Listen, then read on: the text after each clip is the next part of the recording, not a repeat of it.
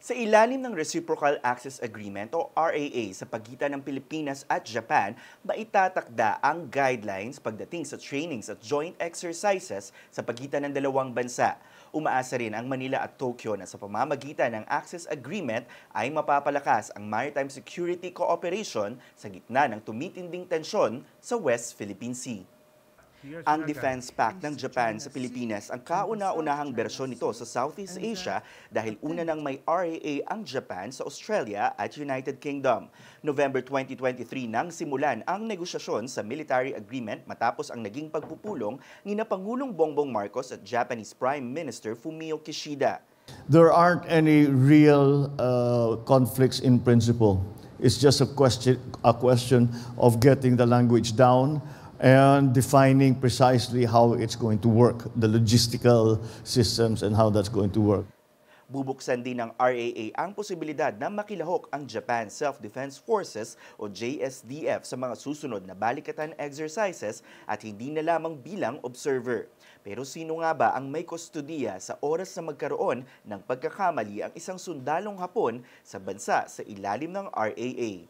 It's not similar. The visiting from we've had problems with that with the Americans, some American forces, as we all know.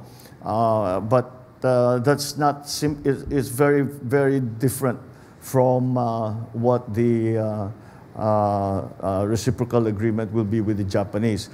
It's not going to be as if it's their base and the people their seamen will come down and will go into the city and go into. I don't think that that's a part of the agreement. Isa ang Japan sa mga bansang patuloy na nagpapahayag ng pagkabahala sa tumitinding tensyon sa South China Sea.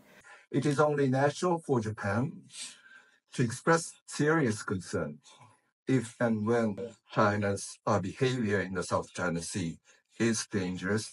Para sa isang foreign relations expert, malaki ang maitutulong ng RAA sa kapayapaan sa rehiyon, pero dapat handa rin daw ang Pilipinas sa posibleng reaksyon mula sa China.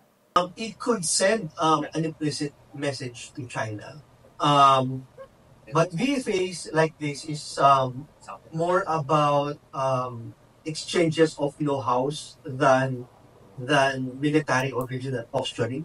Matapos malagdaan ng RAA, kailangan naman itong iratipika ng Senado at ng Japanese Parliament bago tuluyang maging epektibo. Para sa mga impormasyong napapanahon at on-demand, Tristan Odalo, Newswatch Plus.